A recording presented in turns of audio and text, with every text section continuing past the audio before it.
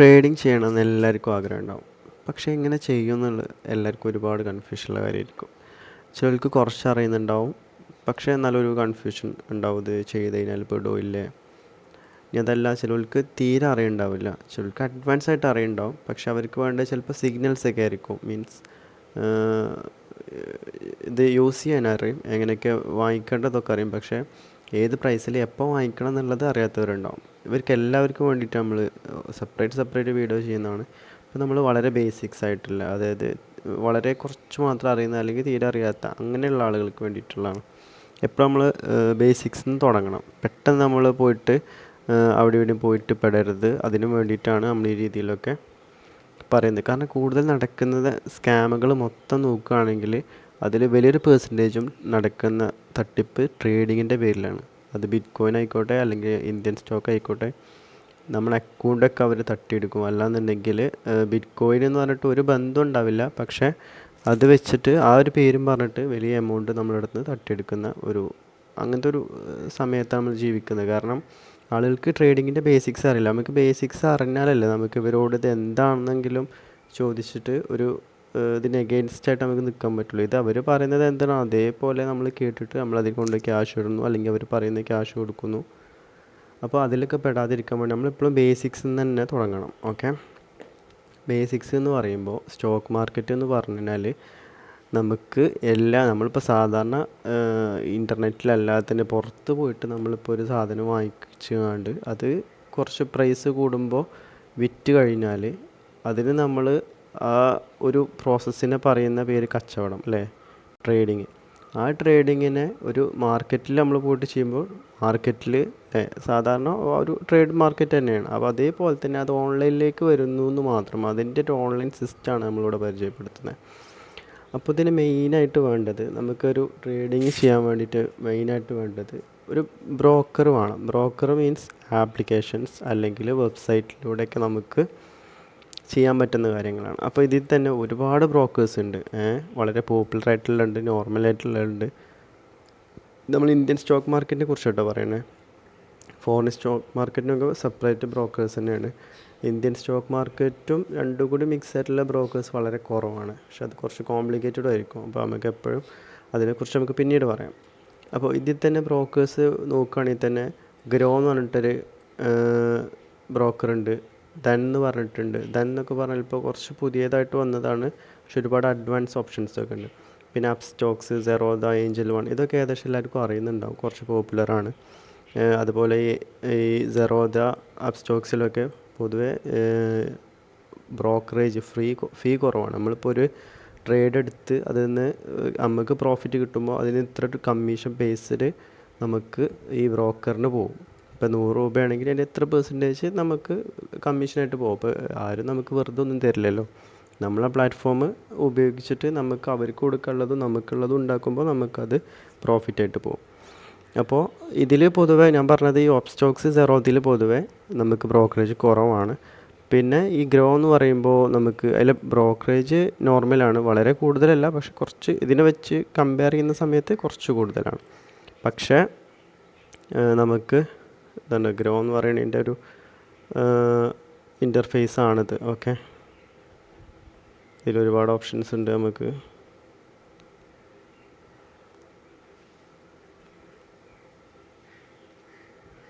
Anyway, ഇപ്പോൾ നമ്മൾ പറഞ്ഞു വന്നത്, അപ്പോൾ ആ ഒരു രീതിയിൽ ബ്രോക്കറേജ് കുറവാണ് ഈ രണ്ടെണ്ണം. പക്ഷേ ഗ്രോ അല്ലെങ്കിൽ മറ്റു ആപ്പ് എന്ന് പറയുന്നത് ബ്രോക്കറേജ് വളരെ കുറച്ച് ചെറിയ ഡിഫറൻസ് ഉണ്ട്. പക്ഷേ തുടക്കക്കാർക്ക് ഏറ്റവും ബെസ്റ്റ് ഗ്രോ എന്നാണ് ഞാൻ എപ്പോഴും സജസ്റ്റ് ചെയ്യാറ്. കാരണം ഉപയോഗിക്കാൻ വളരെ ഈസിയാണ്. ഇനിയിപ്പോൾ കുറച്ച് നമ്മൾ പഠിച്ച് കുറച്ച് അഡ്വാൻസ് ആയിക്കഴിഞ്ഞാൽ ഏകദേശം അഡ്വാൻസ് ഓപ്ഷൻസൊക്കെ ഗ്രോയിലുണ്ട്. ഓക്കെ, അപ്പോൾ അതാണ് നമ്മൾക്ക് ഒരു തുടങ്ങുമ്പോൾ വേണ്ടത്, ഈ ഒരു ബ്രോക്കർ സെലക്ട് ചെയ്യുക എന്നുള്ളതാണ്. അതിനുശേഷം നമ്മൾ ചെയ്യേണ്ടത് ഹൗ ടു സ്റ്റാർട്ട്, എങ്ങനെ നമ്മൾ തുടങ്ങും. നമ്മൾ നേരെ ആപ്ലിക്കേഷനിൽ പോയിട്ട് നമുക്ക് അതിൽ രജിസ്റ്റർ ചെയ്യണം. ഇതിപ്പോൾ എൻ്റെ ഇമെയിൽ വെച്ചിട്ട് ഞാൻ രജിസ്റ്റർ ചെയ്തുകൊണ്ടാണ് നമുക്കിങ്ങനെ ഉപയോഗിക്കാൻ പറ്റും. നമുക്കിതിൽ ഫണ്ട് ആഡ് ചെയ്യണമെങ്കിലൊക്കെ ഇവിടെ പോയിട്ട് നമുക്ക് ഫണ്ട് ആഡ് ചെയ്യാൻ ഓപ്ഷനൊക്കെ ഉണ്ട്. ഇതിൽ ഇപ്പോൾ ഇൻവെസ്റ്റ്മെൻറ്റ് എനിക്ക് 0 ആണ് ഇതിൽ. ഓക്കെ, അപ്പോൾ നമുക്ക് ഇൻവെസ്റ്റ്മെൻറ്റ് ആഡ് ചെയ്യണമെങ്കിലും ഫണ്ട് ആഡ് ചെയ്യണമെങ്കിലും ഒക്കെ നമുക്ക് എന്തായാലും ഇതിൽ അക്കൗണ്ട് വേണം. ഓക്കെ, അപ്പോൾ ഞാൻ പറഞ്ഞു വന്നത്, അക്കൗണ്ട് തുടങ്ങണം എന്നുണ്ടെങ്കിൽ ഫസ്റ്റായിട്ട് നമുക്ക് നമ്മളെ കയ്യിൽ പാൻ കാർഡ് ഉണ്ടായിരിക്കണം, ആധാർ ഉണ്ടായിരിക്കണം.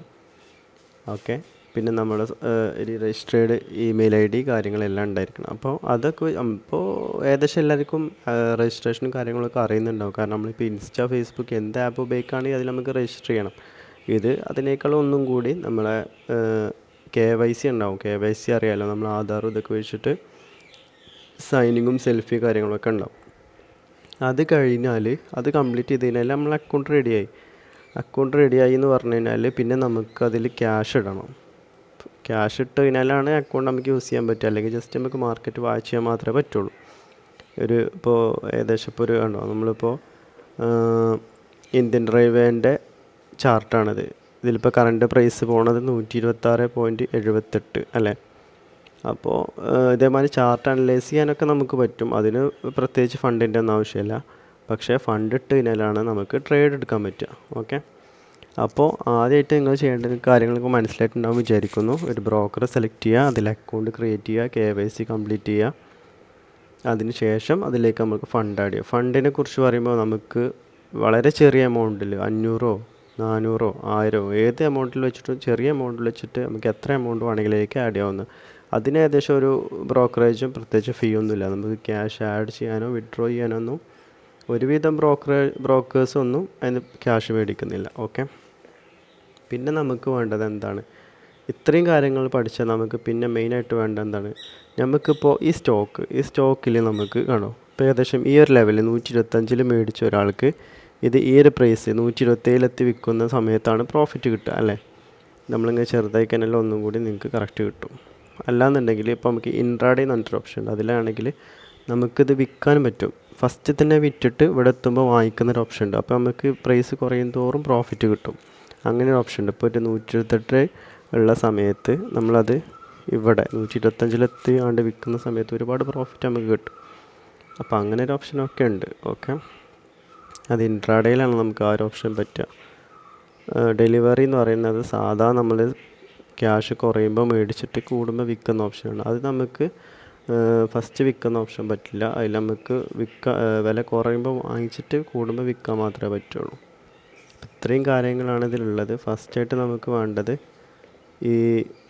ഞാൻ പറഞ്ഞ പോലെ ഒരു ബ്രോക്കർ സെലക്ട് ചെയ്യുക, അക്കൗണ്ട് ക്രിയേറ്റ് ചെയ്യുക, KYC കംപ്ലീറ്റ് ചെയ്യുക, ശേഷം ക്യാഷ് ആഡ് ചെയ്യുക. പിന്നെ നിങ്ങൾക്ക് വേണ്ടതാണ് സിഗ്നൽ. അത് നമ്മൾ പ്രൊവൈഡ് ചെയ്യുന്നതാണ്. അതിനെക്കുറിച്ച് പരിചയപ്പെടുത്തുക. പക്ഷേ നിങ്ങൾ ആദ്യം ഈ കാര്യങ്ങളൊക്കെ ചെയ്തതിന് ശേഷം നമുക്ക് അതിനെക്കുറിച്ച് പറഞ്ഞിട്ട് നിങ്ങൾക്ക് പെട്ടെന്ന് മനസ്സിലാവുള്ളൂ. ഞാൻ ചെറുതായിട്ടൊന്ന് പറയുമ്പോൾ നമുക്ക് ഏകദേശം മുഴുവൻ ഈ ചാർട്ടും അക്കൗണ്ടും കാര്യങ്ങളൊക്കെ അറിയുന്നവരായിരിക്കും അവരുടെയും കൺഫ്യൂഷൻ എന്തായിരിക്കും, ഇതെവിടെ വാങ്ങിക്കണം എവിടെ വിൽക്കണം എന്ന് വലിയൊരു ഐഡിയ ഉണ്ടാവില്ല. ഇപ്പോൾ ഇവിടെ വാങ്ങിക്കണോ, ഇവിടെ വായിച്ചതിൻ്റെ താഴത്തേക്ക് പോകുമെന്നും അറിയില്ല. അപ്പോൾ നമ്മളിത് അനലൈസ് ചെയ്തിട്ട് ഒരുപാട് അനലൈസ് ചെയ്തും കാര്യങ്ങളൊക്കെ ചെയ്തിട്ട് ഇതിനെ സപ്പോർട്ട് ഉണ്ട്, റെസിസ്റ്റൻസ് ഉണ്ട്, അങ്ങനെ ഒരുപാട് ടൂൾസ് ഉണ്ട്. നമ്മൾ ഡീറ്റെയിൽ ആയിട്ട് പിന്നീട് മറ്റു വീഡിയോയിൽ പറയുന്നതാണ്.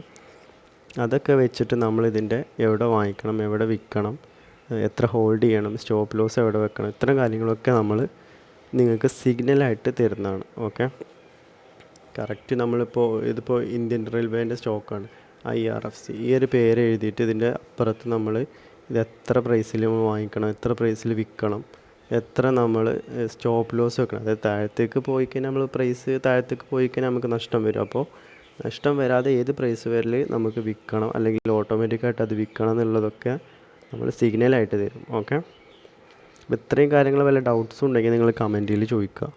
ഇനി നിങ്ങൾക്ക് അറിയാവുന്ന ഞാൻ വിട്ടുപോയിട്ടുള്ള എന്തെങ്കിലും കാര്യം ഉണ്ടെങ്കിൽ അതും നിങ്ങൾ കമൻറ്റിൽ അറിയിക്കാം. ഓക്കെ, അപ്പോൾ ഇത്രയും കാര്യങ്ങളാണ് പറയാനുള്ളത്. ബേസിക്സ് ആയിട്ട് ആളുകൾക്ക് അറിയാത്തവർക്കുള്ളൊരു വീഡിയോ ആണ്. ചിലപ്പോൾ ഇതെല്ലാം അറിയുന്ന ആളുകൾക്ക് ഇത് കേൾക്കുമ്പോൾ ഒരു മടുപ്പുണ്ടാവും. Okay, anyway thank you guys.